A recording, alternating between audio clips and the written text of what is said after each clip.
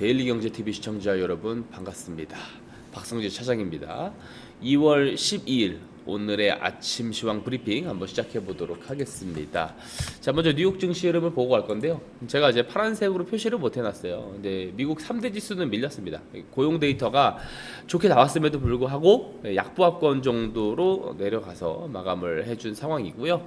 자, 필라델피아 반도체 지수는 근데 반면에 좀 강하게 올랐어요. 그래서 반도체 지수 자체는 매우 좋았다. 특히 뭐 마이크론이라든지 이런 쪽이 굉장히 강하게 상승을 해줬고요.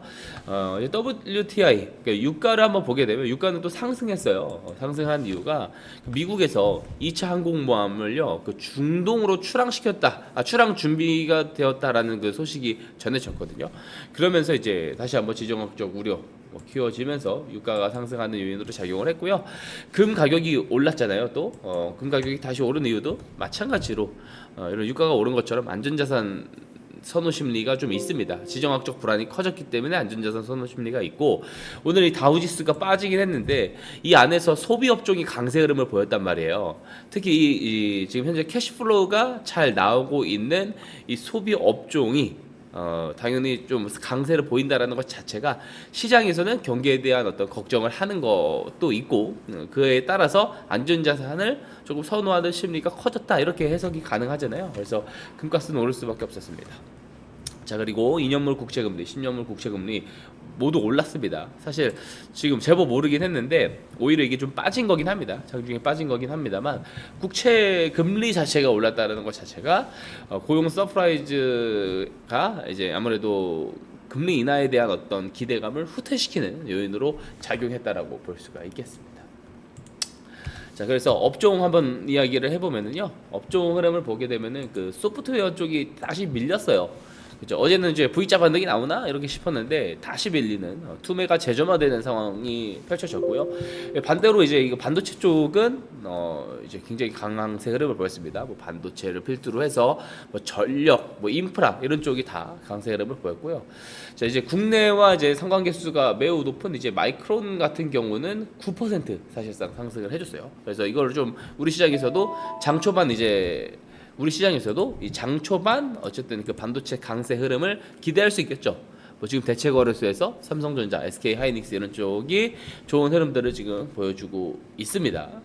자, 그리고 마이크론의 그 CFO가요, HBM4 납품 실패설을 좀 일축했어요. 이미 출하가 시작됐다, 뭐 이런 이야기를 했고요. 예상보다 1분기를 오히려 앞섰고, 뭐 수율과 신뢰성 부분에서 자신이 있다, 재설계가 불필요하다, 뭐 이런 이야기를 강조를 했습니다. 그래서 그런 부분들 때문에 이제 마이크론이 강세 흐름을 볼 수 있었고요. 자, 근데 소프트웨어주들이 밀렸다고 말씀드렸잖아요. 여기 보시면은 많이 밀렸는데, 밀렸지만 이 빌 에크먼이라고 하는 분이죠. 이제 거장에 가까운 분인데, 이분 같은 경우는 메타를 또 매수를 했습니다. 메타를 매수를 했다라는 소식이 또 전해졌어요. 메타가 물론 오늘 밀리긴 했지만, 근데 이런 것들이 나오면서, 이런 이제 내용들이 보도되면서, 야, 이거 소프트웨어 쪽이 실제로 이거 좀 바닥을 잡은 거 아니냐, 이런 해석이 되면서 장중에 좀 회복을 해줬어요. 그래서 아랫꼬리를 좀 달고 올라와준 모습인데, 오늘 좀 가장 많이 빠진 이제 그 소프트웨어 종목이 이제 대표적으로 유니티 소프트웨어입니다. 26% 하락했거든요.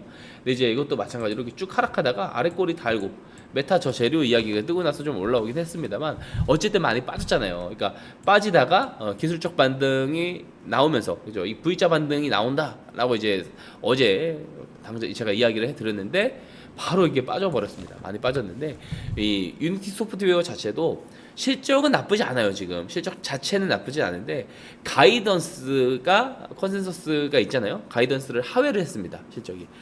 그리고 AI 충격, 뭐 소프트웨어 불안 심리가 어쨌든 있잖아요. 그래서 그런 부분들이 주가 하락을 부추기는 요인으로 작용을 했고요.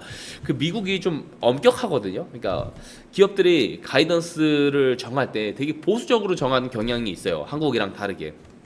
이제 한국은 가족 경영 체제가 대부분이잖아요. 근데 미국은 그렇지 않아요. 그러니까 미국은 오히려 좀 경영 능력 있는 사람들이 CEO에서 이제 그 기업들을 운영을 하기 때문에 향후 이제 우리 기업이 어느 정도 실적 이익을 낼 거야, 이런 어떤 가이던스를 설정할 때 보수적으로 잡습니다. 되게 현실적으로 잡거든요. 근데 이제 오히려 한국은 좀 이상적으로 잡는 그런 경향이 있습니다. 우리 이 정도까지 할 수 있습니다. 이런 포부가 오히려 담겨져 있기 때문에 실제로 미국에서 이제 미국 기업들이 특히 기술 기업들이 가이던스를 제시를 했을 때 그 가이던스가 보수적인 수치인데 그것보다 낮게 나온다라는 것은 보통 이제 이런 주가 급락 충격으로 좀 이어지는 경향이 좀 있어요. 특히 이제 스몰캡 쪽에서는 더 심한 그런 경우들이 있습니다. 다만 이제 소프트웨어 쪽에서 우리가 좀 주목을 해봐야 되는 부분이 뭐냐면 이게 소프트웨어 선행P and EPS 지표예요. 그래서 지금 보면은 이 파란색 곡선이 그 EPS 주당 순이익입니다. 주당 순이익. 그리고 하얀색 곡선이 PER이에요. 그러니까 PER은 떨어지잖아요. EPS는 올라가는데 이 말은 뭐냐면 이제 PER은 주가를 이 주당 순이익 EPS로 나눈 값입니다. 그래서 이게 밀린다는 말은 뭐예요? 소프트웨어 쪽 주식이 이익은 증가하는데 지금 점점 더 많이 가격이 하락했기 때문에 투자 매력도가 상당히 올라가 있는 상황이다. 이런 식으로 또 해석을 한번 해볼 수가 있을 것 같습니다. 자, 기업 이야기는 이 정도 하면 좋을 것 같고요. 이제 경제 지표 이야기를 한번 해야 되는데 미국에서 이게 빅 이벤트가 있었어요. 어제 고용 이제 동향 보고서 발표가 있었습니다. 그래서 세 가지가 이제 대표적으로 우리가 봐야 될 세 가지가 발표가 됐죠. 실업률 그리고 이제 비농업 고용 지수 그다음에 시간당 임금 상승률인데요. 먼저 실업률을 보게 되면은 4.3%가 나왔어요. 그러니까 제가 이제 어제 마감 시황 방송에서도 이야기했고 어제 아침 시황 방송에서도 이야기를 드렸는데 예측치랑 부합하는 게 시장에 더 좋다라고 이야기를 했어요. 예측 가능한 범주에서 움직이는 게 시장에겐 더 좋다라는 이야기를 제가 했는데 이 예측치보다 너무 높게 나와도 경기에 대한 불확실성 때문에 시장이 밀릴 가능성이 크고 낮게 나와도 어때요? 금리 인하에 대한 어떤 그런 기대감이 없어지기 때문에 시장이 또 안 좋게 반응할 수 있다라고 제가 이야기를 드렸잖아요. 그래서 사실 이제 간밤에 그 고용 데이터 자체가 좋았음에도 불구하고 시장이 밀린 이유는 금리 인하 기대감이 좀 후퇴했다라는 부분들이 있겠죠. 그래서 실업률이 이제 연준에서 목표하는 자연 실업률은 4.5%인데 4.5% 평균으로 왔다 갔다 했죠. 그래서 지금 이제 4.3%가 나온 거는 지난달 이제 달 대비해서 12월 데이터 대비해서 좀 밀렸다라고 볼 수가 있는 거죠. 그래서 뭐 작년 8월 데이터 이후로 다시 한번 4.3%까지 내려온 모습입니다. 그래서 실업률이 높지 않다, 높지 않은 수준을 유지하고 있다 정도로 좀 보시면 좋을 것 같습니다. 자, 반면에 중요한 게 뭐냐면 금리 인하 기대감을 크게 후퇴시킨 이유가 사실 비농업 고용지수예요. 그 비농업 고용지수의 예상치가 거의 7만이었잖아요. 7만. 근데 13만이 나와 버렸어요. 예, 엄청나게 이제 좀 좋게 새로 이제 비농업 일자리 수가 늘어난 그런 모습들을 보여주었습니다. 좀 서프라이즈 수준이죠 사실. 근데 서프라이즈 수준이긴 한데 그래도 우리가 좀 예상을 해봐야 되는 게 금리에 대해서 너무 이제 보수적으로 안 봐도 되는 게요. 결국에 방향성 자체는 좀 비농업 일자리 수도 꺾이고 있어요. 그러니까 신규 고용이 줄어들고 있는 것은 사실입니다. 자, 이제 이런 내용들이 나오면서 그 감마 로드 캐피털 파트너스의 그 조던 리주토 최고 투자 책임자는 이제 CIO죠. 이분 같은 경우는 기저의 고용 상황이 예상보다 강해 보이고 FOMC가 평가하고 설명한 것보다도 다소 강한 것으로 보인다라고 일단 이런 평가를 내놓았습니다. 그러면서 이제 향후 몇 달 동안 수정될 가능성을 감안하더라도 이런 수치가 유지되면 통화 정책에 대한 함의는 시장 이전에 반영했던 것보다 우리가 중립금리에 가까이 있다는 것이다라고 또 코멘트를 했어요. 그러니까 이제 중립금리로 갈 가능성을 높게 보는 거죠. 근데 저도 이제 물가 데이터 자체가 저는 물가를 보면서 그런 생각을 하거든요. 물가가 저는 3%대가 오랫동안 유지될 거라 생각해요. 고용은 점진적 하락을 예상을 하거든요. 그렇기 때문에 저도 이제 금리 자체가 쭉쭉 떨어지는 것들에 대한 기대감은 없습니다. 떨어지더라도 다시 인상을 하고 지금 현재 중립 수준에서 계속해서 이 중금리가 유지되는 방향으로 갈 것이다라고 저도 개인적으로 생각을 하고 있습니다. 다만 이번 그 고용 동향 보고서 강한 고용을 좀 보여주긴 했지만 의료 부분에서만 12만 4천 개 일자리가 늘어났어요. 그죠? 그러면 2025년 평균 대비해서 2배 정도 성장을 한 거거든요. 그렇기 때문에 이 데이터가 좀 왜곡이 됐을 수 있다라는 그런 해석은 있습니다. 그리고 이제 주당 근무 시간이요. 근무 시간이 34.2시간에서 34.3시간으로 증가했습니다. 이게 뭐 그렇게 뭐 유의미한 데이터는 아닌데 어쨌든 해고 전에 근무 시간부터 줄이는 게 이제 미국의 특징이거든요. 근데 이제 근무 시간이 증가를 했다라는 거는 이게 경기에 대한 자신감이 있다라는 신호로 시장에서는 해석될 수가 있는 거예요. 근데 이제 다만 이제 그 시장 그 평균 임금 상승률도 보게 되면 올랐거든요. 예측치보다 올랐어요. 그러니까 시간당 임금 상승률이 물가보다 높은 흐름이라고 한다면 실질 임금 개선이다라고 해석이 가능하긴 한데 반대로 이게 물가 부담 요인으로 또 이중적으로 해석될 여지도 있습니다. 종합적으로 이번에 나온 고용 데이터를 평가를 하면 고용이 좋다라고 평가를 하고요. 그래서 금리 인하 가능성이 낮아질 수밖에 없다라고 말씀을 좀 드려야 될 것 같아요. 그렇게 시장이 판단을 하고 있습니다. 그래서 CME 패드워치가 금리 동결 가능성, 3월 금리 동결 가능성이 94.6%로 크게 뛰었어요. 자, 이게 어느 정도냐면 그 어제 장 마감 무렵에 그러니까 미국 장 기준이에요. 미국 장 마감 무렵에 79.9%였거든요. 여기서 엄청 크게 급등을 해버린 거예요. 그러니까 고용이 너무 좋으니까 금리 인하 가능성이 없다라는 거고, 이게 이제 6월 금리 인하 확률도 75%에서 58%에서 59% 사이로 급락했거든요. 이게 이제 그러면은 이제 이 금리 인하 사이클 그 모멘텀에 좀 훼손이 된 거죠. 그리고 시티은행 같은 경우도 그 다음 금리 인하 시점을 원래는 3월로 예상을 했는데 5월로 후퇴를 시켰습니다. 이제 강한 고용이 좋은 뉴스가 아니고 오히려 국채 수익률을 높게 유지시키는 나쁜 뉴스가 되었다라는 평가가 있는 거죠. 정책적인 어떤 부분에서 보면요, 고용 이런 데이터가 발표되고 나서도 트럼프 대통령은 계속해서 저금리 주장을 반복하고 있거든요. 현재 이제 케빈 워시라고 하는 분이 이제 차기 연준 의장으로 지목이 된 상태잖아요. 그래서 이것에 대해서도 그 매파적인 인사라 뭐 이런 이야기를 하지만 TD 증권에서는 트럼프 이제 대통령 같이 지금 현재 공화당이잖아요. 공화당이 집권한 당시에 케빈 워시라는 인물은 굉장히 비둘기적이다. 그리고 민주당이 집권할 때는 매파적이다. 그래서 이렇게 보통 우리가 매둘기다 막 이런 이야기도 하거든요. 근데 이제 현재 공화당이잖아요. 집권하고 있는 게. 그래서 트럼프 대통령이 원하는 비둘기적인 어떤 그 정책 방향으로 갈 가능성이 높은 것 같다. 뒤에서도 이야기가 다 오고 갔을 거다. 이런 이야기가 있습니다.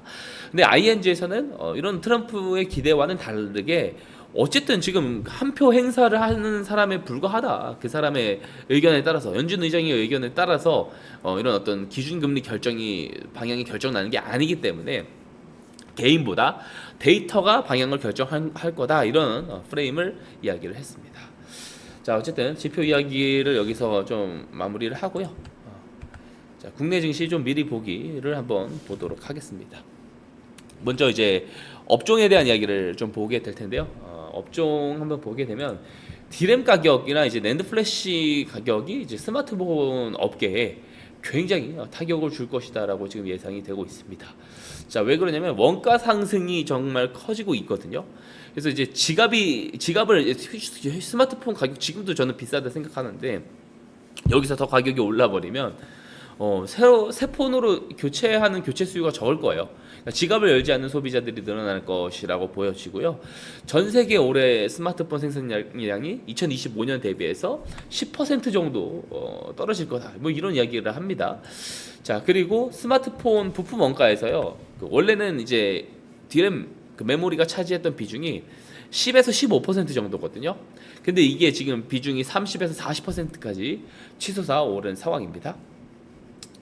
자, 그리고 현재 뭐 태양광 관련 이슈도 지금 나오고 있는데 현재 삼성물산이 그 최근 펀드를 조성을 해서요, 전국에 흩어져 있는 그 소규모 태양광 발전소를 매입하고 있다라는 소식도 정해졌습니다. 자, 그리고 약간 좀 우려 섞인 뉴스가 하나 등장을 했는데요. 테슬라입니다. 테슬라가 올해 1월 지금 테슬라 충전 인프라 등에서 76개의 그 보안 패치가 없는 최신 취약점이 보고되었다. 이런 소식이 정해졌어요. 그래서 기사 제목은 조금 자극적이게 나왔는데 주행 차량들의 어떤 이게 취약성, 이거 비상 아니냐 뭐 이런 의견들이 있어요. 근데 이거는 뭐 인터넷이 나왔을 때도 똑같은 이야기 나왔던 것 같은데 어쨌든 그 스타링크 같은 경우가 소프트웨어 중심 차량 시대에 자동차 보안에 취약한 단면을 드러내는 거다라는 분석이 있어요. 그래서 관리자 포털 인증 로직 결함을 악용할 경우에 이메일 정보만으로도 이 차량의 원격 제어권을 얻기 때문에 시동이라든지 뭐 도어 잠금 장치 있죠. 그리고 실시간 위치까지 추적이 가능하다. 뭐 이런 이야기들이 있습니다. 그래서 슈퍼 우저 권한을 탈취할 수 있다라는 게 그 이유입니다. 그렇기 때문에 이 자율주행 보안 기술이 좀 뜰 수가 있는 거거든요. 그러니까 V2X 같은 이제 보안 기술이 있죠. 자율주행 소프트웨어 보안 기술 쪽이 부각이 될 수 있고 국내에도 있어요. 종목이 그러니까 상장한 지 얼마 안 된 종목인데 아우토크립트 같은 경우가 관련 대장주라고 볼 수가 있습니다. 그래서 주가 흐름도 괜찮은 것 같거든요. 그래서 관심 있게 좀 보시면 좋지 않을까라는 생각을 합니다. 자, 그리고 두산에너빌리티 그 실적 같은 경우는 지난해 4분기 연결 실적 기준을 보면 이제 집계를 한 수치를 보게 되면은요, 그 YOY 그러니까 전년 대비 기준이죠, 9.7%가 줄어들었거든요. 그래서 2,120억 원을 기록을 했습니다. 전망치는 하회했는데 우리가 지금 두산에너빌리티를 평가할 때 지금 당장 나오는 실적으로 평가를 하는 것이 아니죠. 아닙니다. 향후 이제 실적이 전망할 것에 대한 부분이에요. 그래서 당장 실적이 나오는 것이 어닝 쇼크로 연결되지는 않습니다. 오히려 작년 12월에 24년도 전체 매출의 40% 물량이 되는 게 작년 그 12월에만 수주 계약으로 들어왔어요. 그러니까 그런 것들을 우리가 오히려 더 주목을 해야 된다라는 겁니다. 자, 그리고 한미약품도 이제 RAS 그 표적 항암제 분야에 공략에 나섰습니다. 기존 치료제의 한계인 내성 문제를 해결한 차세대 신약이잖아요. 이 부분에서 이제 글로벌 시장을 선점하겠다라는 전략인데 개발 난이도가 높아서 이게 난공불락이라고 불려왔던 게 이제 RAS 표적 항암제 분야입니다. 이제 한미약품은 지금 이제 뭐 GLP-1 계열의 뭐 비만 치료제 이슈도 있고 뭐 경구용 비만 치료제 이슈도 있고 정말 좋잖아요. 좋은 상황에서 계속 좋은 재료들이 뜨고 있어서 한미약품도 좀 관심 있게 봐야 된다. 이런 이야기를 드리고 싶고요. 제가 요 이야기를 또 드리고 싶은 게 코스피 있잖아요. 코스닥이 지금 이제 거의 한번 차트를 한번 볼까요? 자, 코스피 한번 차트를 한번 보게 되면은 지금 이제 현재 5,100 지금 5,100 400포인트에서 지금 이제 신고점을 향유하고 있는데 여기서 조금 저항을 받을 수 있는 부분을 우리가 감안을 해야 됩니다. 생각을 해야 됩니다. 왜냐면 지금 이제 반도체 지수가 좋았기 때문에 오늘 오전에는 좋을 수가 있는데요. 내일 밤에 발표되는 게 뭐가 있어요? 미국의 CPI가 발표돼요. CPI. 그러다 보니까 물가 지표도 발표가 되는데 우리 이제 다음 주에 연휴에 들어갑니다. 그래서 5일 연장으로 묶여 있을 수가 없어요. 그러다 보니까 오늘 오후장부터 해가지고 내일 시장은 매물 출회가 일부 나올 가능성을 우리가 조금 생각을 할 필요는 있다. 요 정도로 조금 이야기를 드리고 싶고요. 자, 오늘 그 관심 종목 이야기를 하면서 마무리를 좀 할게요. 자, 오늘 관심 종목은 이렇게 보면 되겠습니다. 자, 반도체 쪽 어쨌든 필라델피아 반도체 지수도 2%대 상승을 했고 그리고 마이크론도 9% 상승을 했으니까 삼전 하이닉스 한미 반도체 오늘 잘 봐야 된다라는 거고요. 자동차 쪽에서 현대차가 지금 방향성 돌아 올라가잖아요. 21선 지지 받고 그래서 이 흐름이 좀 이어지는지 오늘 체크를 해봐야 돼요. 그리고 제가 앞에서도 그 자율주행 보안 관련해서 V2X 솔루션 기술 갖고 있는 그 아우토크립트 같은 경우도 좀 잘 보면 좋을 것 같다라는 말씀을 드리고 싶고요. 태양광 쪽에서 하나솔루션, 유니테스트, 지금 태양광 쪽도 이제 대체 거래소에서 흐름 좋거든요. 그리고 이제 개별 이슈 쪽에서는 그 에이프릴 바이오가 있는데 이게 어제 그 파트너사 에보뮌에서요 아토피성 피부염 임상 이상의 그 성공했다라는 소식. 그 아토피 때문에 난리잖아요. 환경이 점점 좋지 않아지다 보니까 아토피 환자도 늘어나거든요.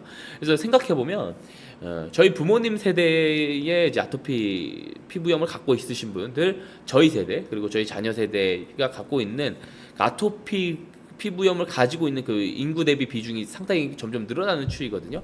그래서 아토피 시장도 상당히 상당히 이제 시장성이 높은 시장입니다. 그래서 그런 관련된 재료가 나오면 주가가 굉장히 급등이 나오는 경향들이 있어요.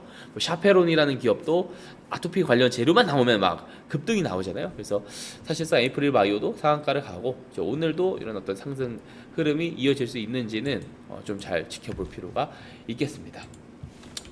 자, 어쨌든 오늘의 아침 시황 브리핑은요 여기서 마무리를 하고요. 장중에 조금 변수가 생기면 제가 영상 촬영을 해서 올려드릴 예정이고 마감 시황 브리핑에서 인사드리도록 하겠습니다. 시청해주셔서 감사합니다.